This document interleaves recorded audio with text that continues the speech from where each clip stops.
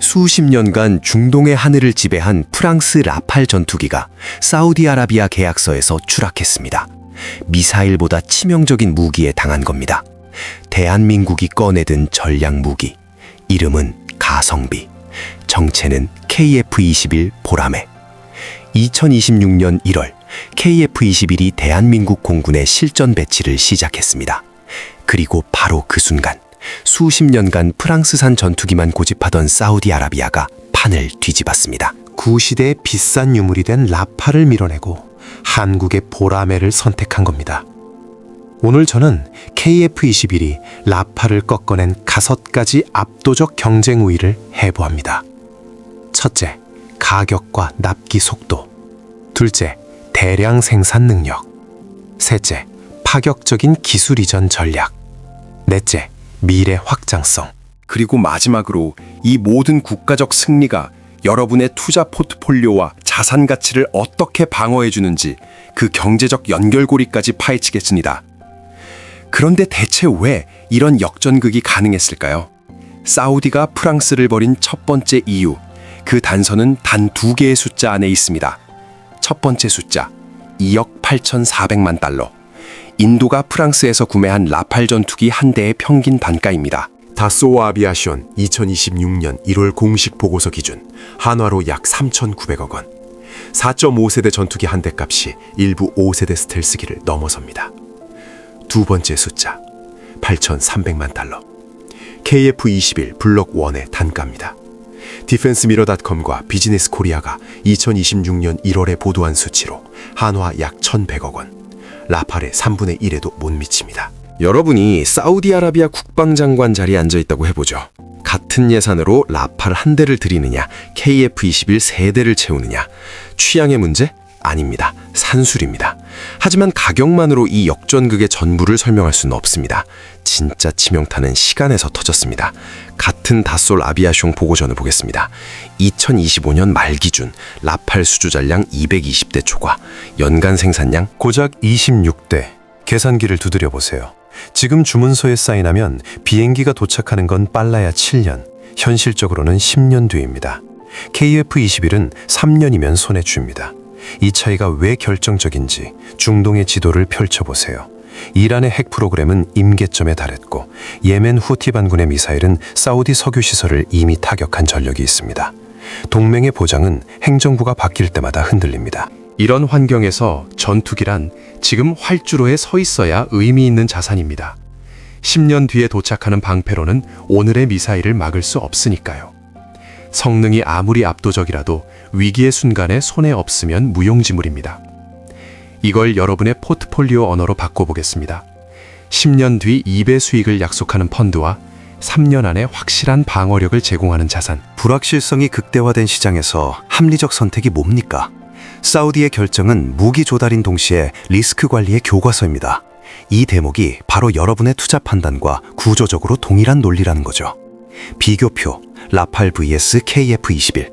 단가 2.84억 달러 vs 0.83억 달러. 3. 숫자를 나란히 놓겠습니다.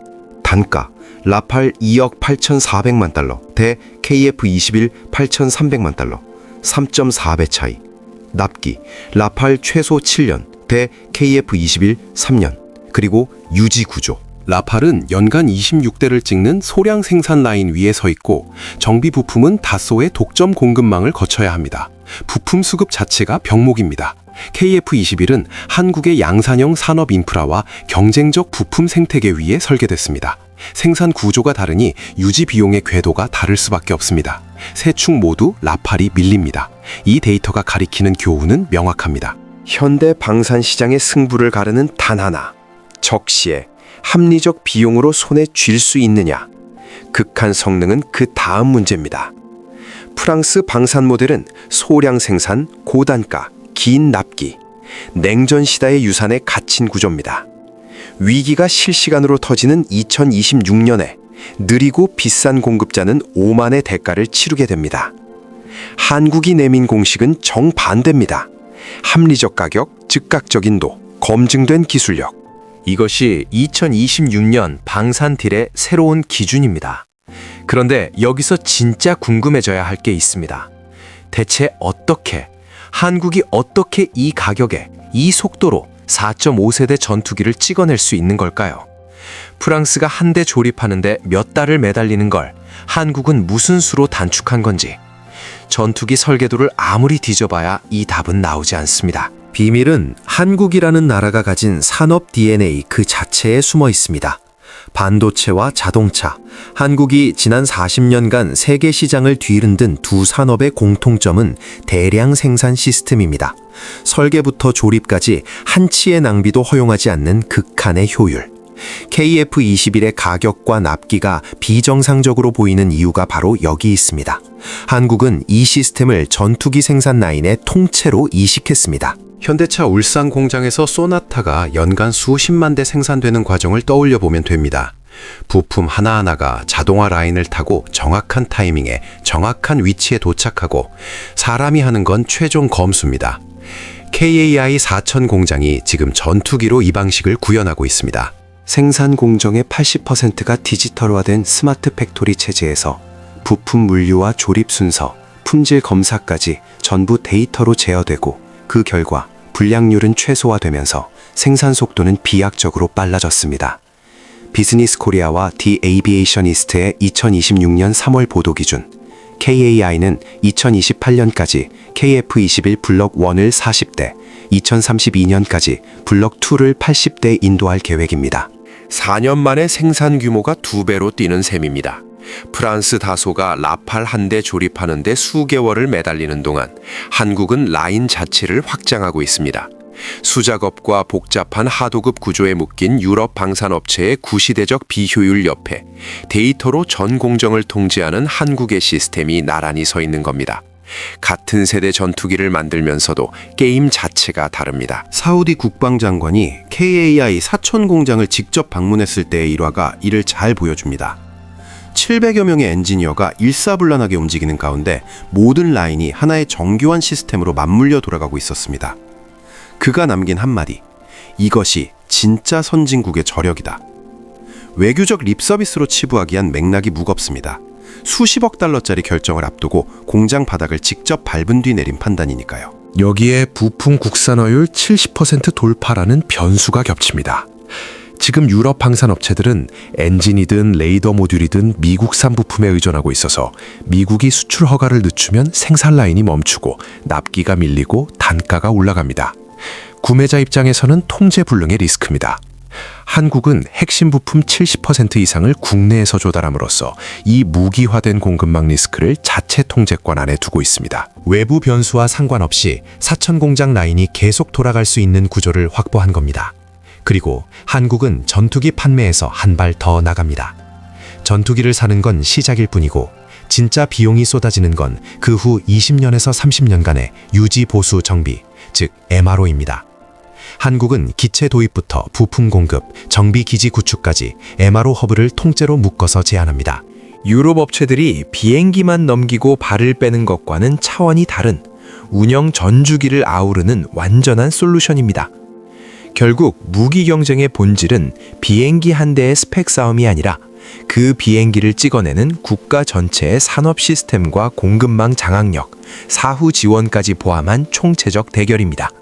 한국은 그 판 위에서 우위를 점하고 있습니다. 한국의 경쟁력은 이렇게 생산력과 가격, 공급망 독립성, 그리고 운영 전 주기를 포괄하는 패키지 제안으로 수렴합니다.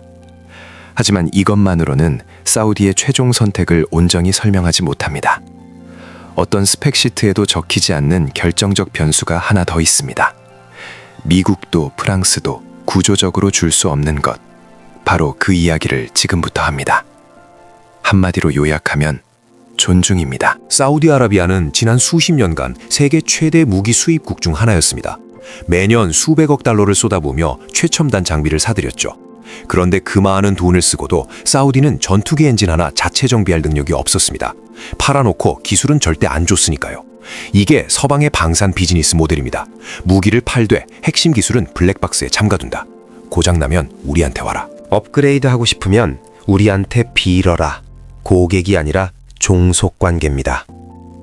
미국부터 보면 트럼프 행정부 시절 F-35의 사우디 판매를 정치적으로 승인한 적이 있습니다. 로이터스와 디 에이비에이셔니스트의 2026년 3, 4월 보도에 따르면 그럼에도 미 의회 검토라는 관문이 버티고 있고 결정적으로 이스라엘의 군사적 질적 우위, 이른바 QME 유지 정책이라는 족쇄가 채워져 있습니다.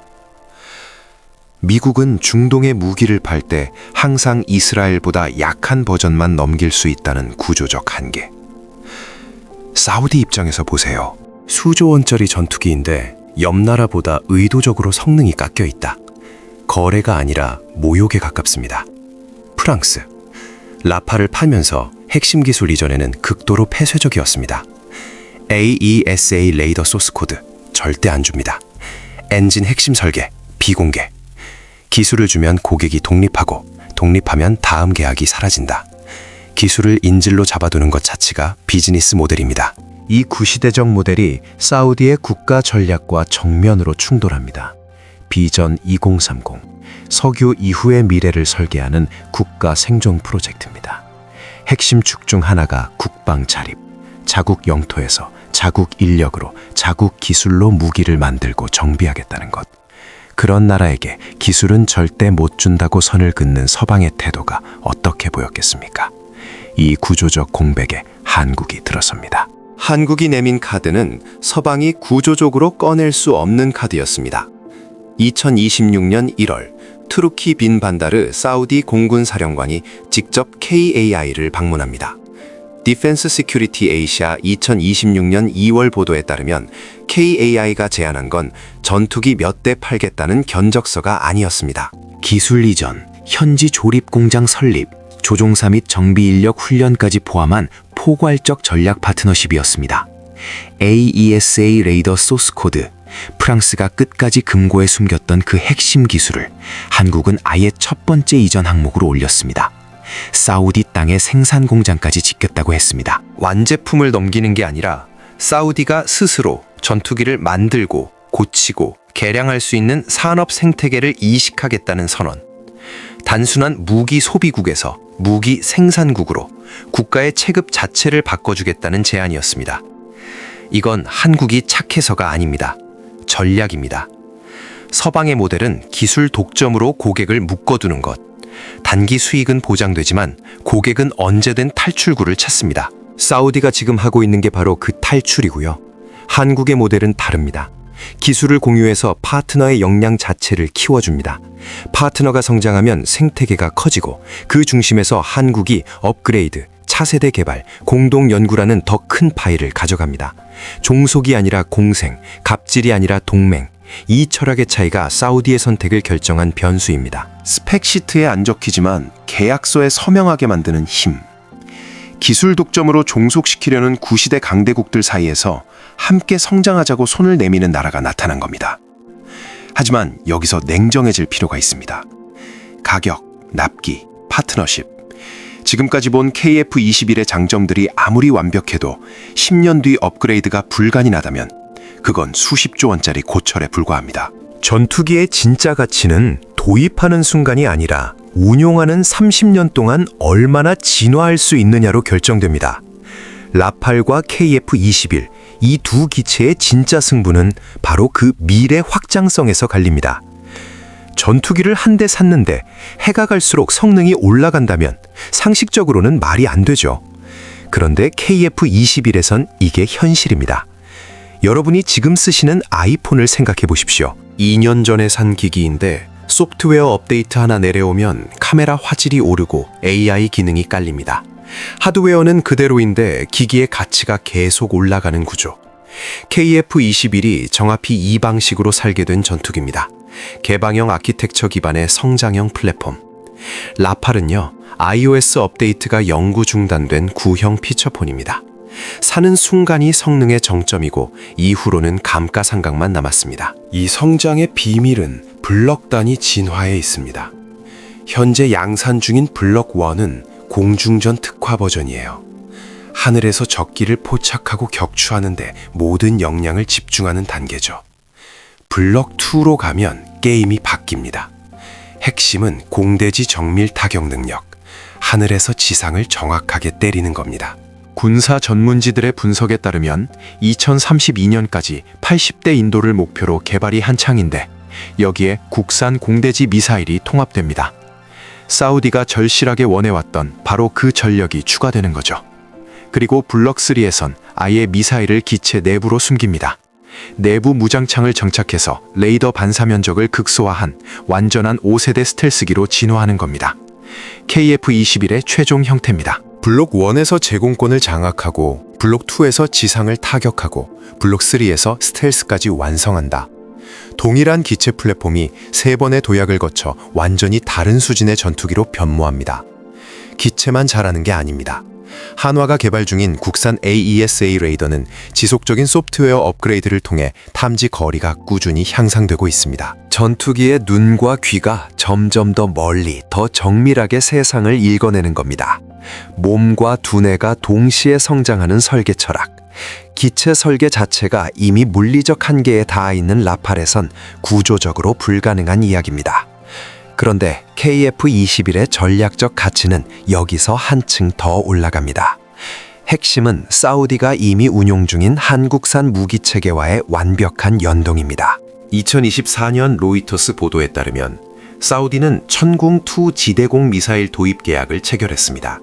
규모가 32억 달러, 원화로 약 4조 4천억 원입니다. 사우디의 방공 체계가 이미 한국산으로 재편되기 시작한 겁니다. 여기에 천무 다연장 로켓까지 도입 완료된 상태. 이 기반 위에 KF-21이 올라가면 무슨 일이 벌어지느냐? 천궁2가 적의 미사일과 항공기를 요격합니다. 천무가 지상 거점을 제압합니다. KF-21이 하늘의 제공권을 확보합니다. 이 세 축이 단일 데이터 링크로 연결되면 레이더 하나가 적을 탐지하는 순간 세 플랫폼 모두가 동시에 타격 좌표를 공유합니다. 유지보수 부품이 호환되고 교범이 통일되고 후방 지원 체계가 하나로 수렴합니다. 여러 나라에서 들여온 무기를 따로따로 굴리는 것과는 차원이 다른 효율이죠. 사우디 국방부 내부 보고서가 이걸 수치로 확인했습니다. 다국적 무기 혼용 대비 한국산 단일 체계로 통합할 경우 후방 지원과 작전 효율에서 40% 이상 우위, 동일 예산, 동일 인력을 투입하고도 전투력 산출이 40%더 높아진다는 뜻입니다. 이것이 한국이 벌이고 있는 게임의 본질입니다. 전투기 한 대를 수출하는 단계를 이미 넘어섰습니다. 방공, 지상 화력, 제공 전력을 하나의 운영체제로 통합해서 통째로 납품하는 중입니다. IT 강국의 시스템 설계 역량이 방위 산업에서 그대로 발현되고 있는 거죠. 프랑스가 라팔 한 기종을 밀어넣는 사이 한국은 사우디의 국방 아키텍처 전체를 한국산 네트워크로 엮어가고 있었습니다. 그런데 지금 이 순간 여러분 머릿속에 하나의 질문이 맴돌고 있을 겁니다. 그래서 이게 나한테 대체 무슨 의미가 있는 건데? 맞습니다. 바로 그 이야기를 지금부터 합니다. 대한민국의 방산 수출 성과가 여러분의 월급, 주식 계좌, 원화 가치에 어떻게 직접 연결되는지 구체적인 숫자로 보여드리겠습니다. 핵심 키워드는 산업 연쇄 효과입니다. KF-21 한 대가 수출될 때 그 돈이 KAI 한 곳에만 떨어지지 않습니다. 엔진, 레이더, 항전 장비, 복합 소재, 수백 개 협력업체로 돈이 퍼져나갑니다. 호수에 돌 하나를 던지면 파문이 사방으로 번지듯 하나의 수출 계약이 한국 산업 전체에 충격파를 보냅니다. 숫자로 확인하겠습니다. 국방과학연구소 ADD의 2017년 분석에 따르면 KF-21 프로젝트가 창출하는 생산 유발 효과는 24조 원입니다. 기술 파급 효과까지 합치면 49조 원, 합산 73조 원. 전투기 한 기종이 만들어내는 경제적 파급력이 이 규모입니다. 그러면 이 73조 원짜리 돈의 흐름이 여러분의 주식 계좌에 어떻게 도달하는지 단계별로 따라가겠습니다. 첫 번째 단계, 수출 계약 체결은 방산 기업 실적을 직접 끌어올립니다. 스톡홀름 국제평화연구소 시프리가 2025년에 공개한 탑 100 방산 기업 데이터가 이걸 증명합니다. 한국 4대 방산 기업의 매출이 2023년에서 2024년 사이 최소 30%에서 최대 92%까지 급증했습니다. 92%. 1년 만에 매출이 거의 2배 가까이 뛴 기업이 존재한다는 겁니다. 이건 글로벌 방산업계 전체를 놓고 봐도 이례적인 성장률입니다.